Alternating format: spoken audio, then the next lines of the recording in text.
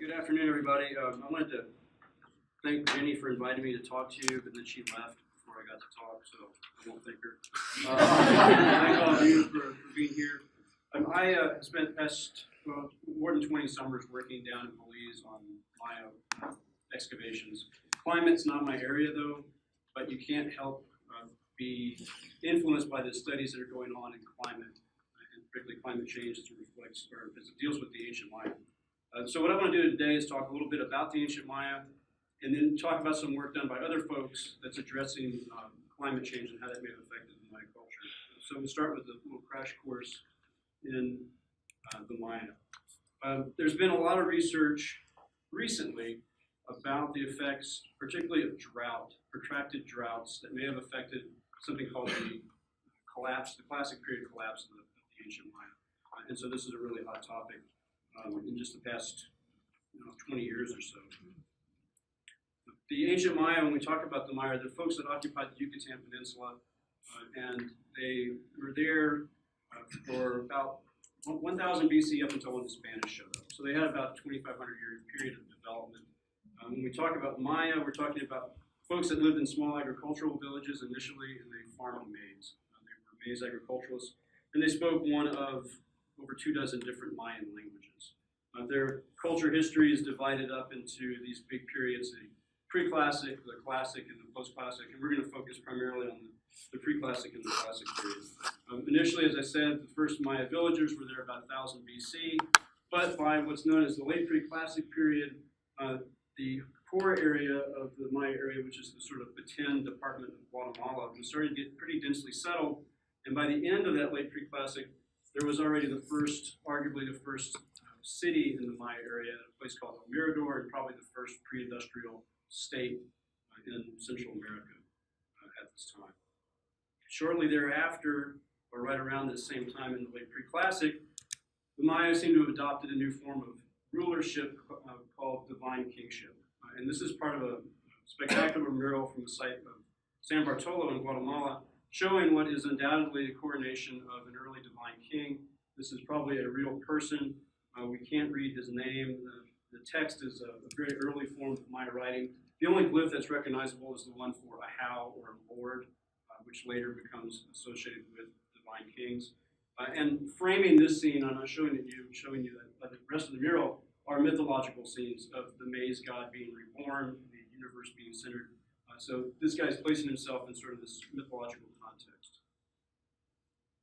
By the early classic period, this idea of divine kingship spreads across the Maya area, and there are dozens of little kingdoms, each headed by a lineage of divine kings, all competing with one another. During this period, from when they first show up to before the Spanish show up, or up until this classic period, the Maya developed a fully blown hieroglyphic writing system. They developed a complicated math system with the base 20 system with the constant of 0. They had very accurate calendars, as accurate as our own. They practiced astronomy. They could track the movements of the sun, the moon, Venus. They could predict eclipses. And they created incredible works of art out of jade, ceramics, stone tools, all this during the classic period. They also built some huge structures, towering structures. They built kilometers-long roadways, reservoirs, intensive agricultural systems. And they did all this without beasts of burden, domesticated beasts of burden, and without metal tools. And so it's pretty phenomenal. But about AD 900 or so, everything started to go badly, and the core area of the Maya civilization was basically abandoned. This is what we call the classic period Maya collapse. It's a process that lasted over 150 years or so, but about AD 900 or so, the great cities of the central lowlands were largely abandoned, and civilization from the Maya shifted to the northern part of their world, up in northern Yucatan. That the Maya were able to accomplish all this that they did before their collapse is pretty remarkable when you consider there were certain environmental limitations that they had to deal with. And chief among those are climate and water. Rainfall in the Maya area is seasonal. You have a dry season that extends from January to the end of May, and then a wet season in June through December. And during that dry season, it probably won't rain any day at all in that period of time. You also have variability in rainfall across the Maya area. The northwest part of the Yucatan Peninsula gets about as much water as we do every year. The southeastern part of the Maya world gets about 120 inches a year. And the data set I'm going to talk about in a minute comes from that area, from the southeastern part. Compounding this is the fact that there's very little available surface water. There's very few rivers and lakes in the Maya world, particularly in the northern part of the Maya area. And most of the bedrock is uplifted limestone, meaning the water table is fairly low, fairly far below surface, and it's hard to get there when you're digging with stone tools and doing that by hand. So they had to come up with certain cultural adaptations to deal with this. One thing we know they did was they developed sophisticated water management techniques to store, capture, and control water so they could have it during the dry season. And they also used their knowledge of astronomy and their very accurate calendars to predict when the rainy season would start and when they should start planting crops. And at the head of this were these divine kings. It's clear that a lot of this knowledge of astronomy, writing, math, this was all esoteric knowledge controlled by the divine kings. The divine kings were both political figures, but they were also intermediaries between the people and the supernatural forces that were governing the universe. So here's an example of a stela. We're going to talk more about stela in a little bit. And this is a famous king from Copan, dressed as the maize god, performing a ceremony. And their role of the kings and the royal family was to perform sacrifices. And they would ensure by doing this, they would perform bloodletting sacrifices, that the gods would intervene and let the rains fall. So the only way that the system of divine kingship works is if everybody buys into it. So in exchange for doing these sacrifices, the people would supply the kingship, the kings, with labor, excess commodities, excess food production, that sort of thing. Okay, so I'm going to talk a little bit about work that's been done recently by a team of researchers and a friend of mine over at UNM that's looking at not just climate change, but climate volatility. That's one of the more important aspects of this. Some of their work that I'll talk about was published in 2012, and I forgot to start my timer, so if I go over, just let me know. In Science, and some of it is new data that I'll show you in a second. What they did is they used a cave stalagmite from southern Belize called Yoke 1 or Yoke I, and they developed an unbroken paleoclimate record that extends back 2,000 years. And it is one of the most precise thus far reconstructed for the tropical lowlands. And in their article, they proposed that droughts and drying trends affected agricultural productivity, and that in turn influenced political integration or disintegration of these Mayan kingdoms across the lowlands. But what their research really highlights is the importance of understanding climate variability, because variability can potentially have dramatic effects on the timing of planting and harvesting crops such as corn, which is very dependent on rainfall, when the rainfall actually happens. And that can also affect the predictability of crop yields from year to year. As an extension of their study, a PhD student named Valerie Aquino over at UNM created what's called the Volatility Index to measure how volatile the climate was from year to year, how much you can predict when the rainy season would start. And so the classic period Maya political system depended on productivity and predictability of the maize growing season, on those two aspects. And so it can be a real problem if variability gets too out of control. So what they also did was they took this volatility index, which you see on the bottom, and they compared it to hieroglyphic text from over 100 different Maya cities to look at what these Maya kings are talking about, if there's any relationship in time. And we'll keep this Yokai data up on top. The blue, the higher the line, that's the more rainfall in a given period of time. When you see the orange, those are droughts. Some of those are pretty severe droughts. The volatility index down here, the less squiggly the line, the more predictable the climate is, the less variable. Okay, so what they show in their data is that, and we know this from other sources, the idea of divine kingship was around since that guy at San Bartolo that I showed you, but it didn't really take off until what's known as the late classic period, about AD 700 or so, where a lot of new sites start putting these stela up like that one I show you.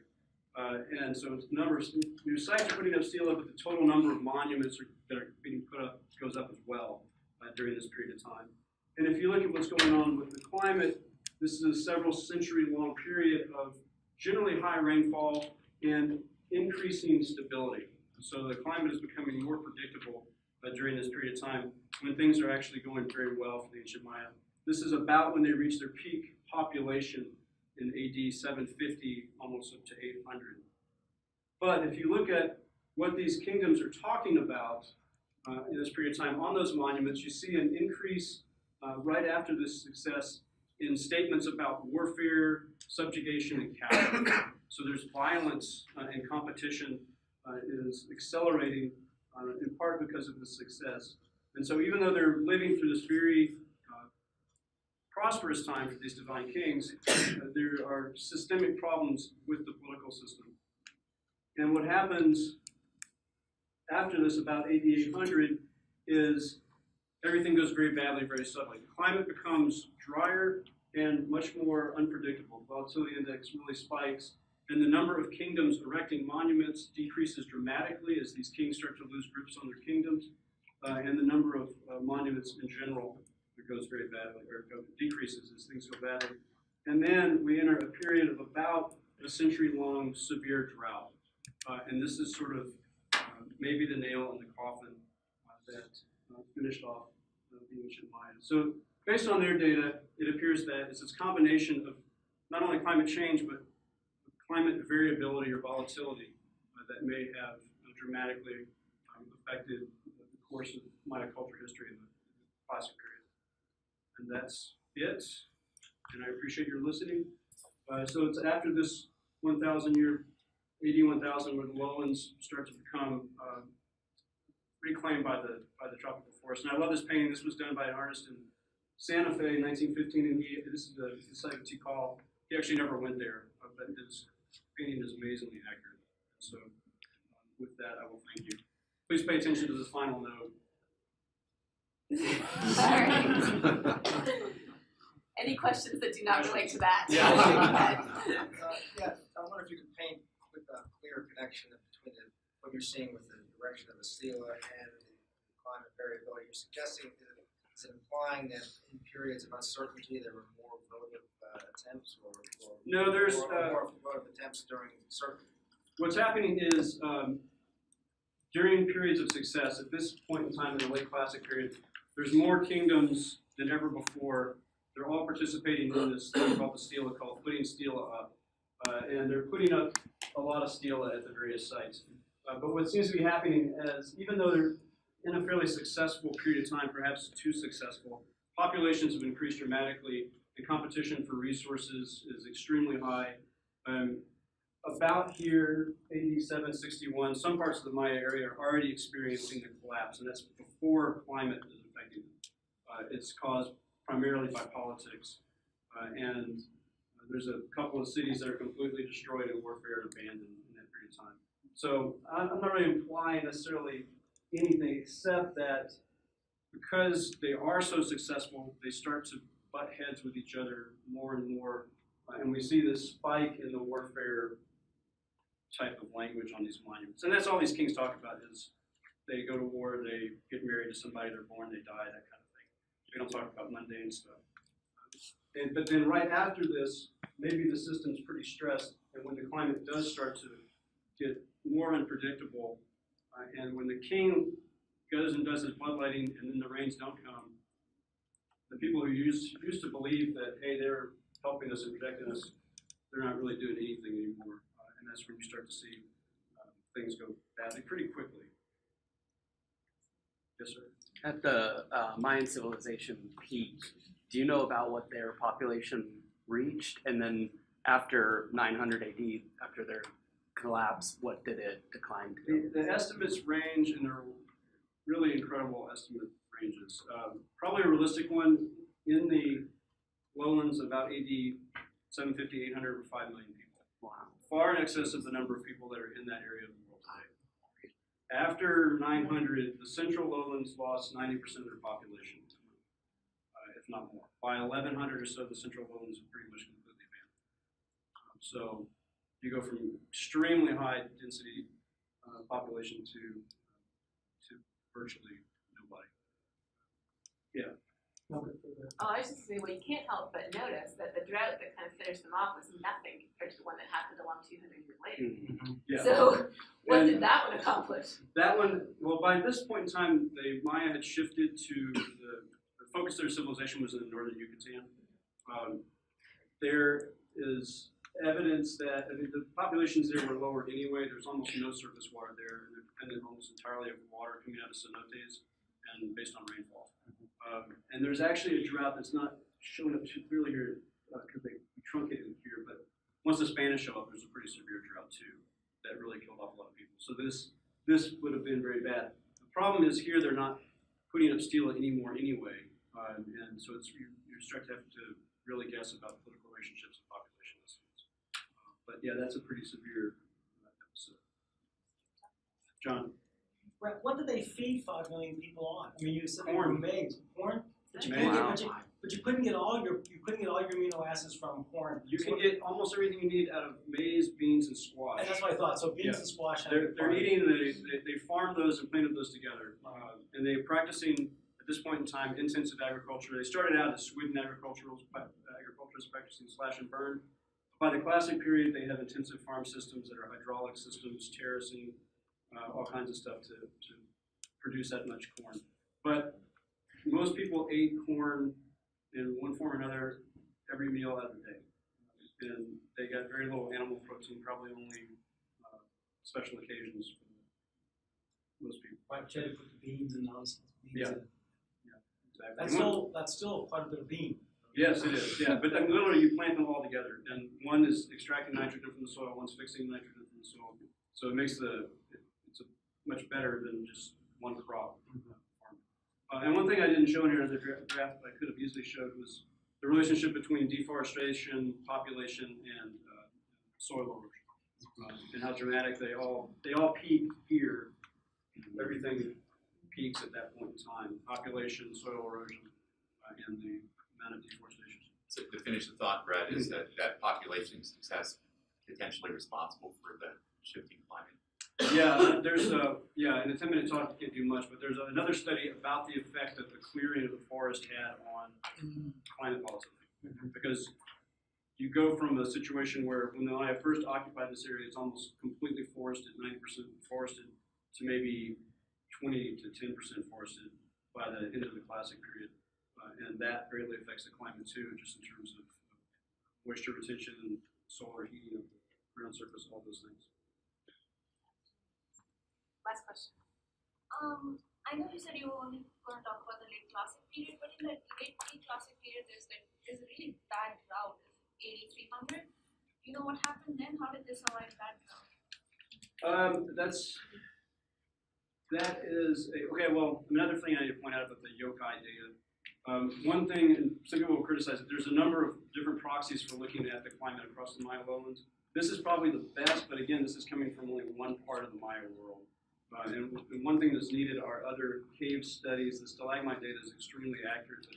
This is from one corner. So that drought, I'm not real sure, because at that point in time in the Maya culture, populations are still fairly low, but things aren't going that poorly at 8,300. 8,250 though, that big site of El Mirador I showed you, the National Geographic drawing, that site's abandoned completely between AD 150 and 250. And it's one of the biggest Maya sites ever. One of the models for it is that they were dependent on the interior drainage basin called the Mirador Basin for their farming and water, and they probably silted it in very badly through a similar process of forest clearing and soil erosion that resulted. And that drought may have affected it or exacerbated that situation. Interesting. Thank you.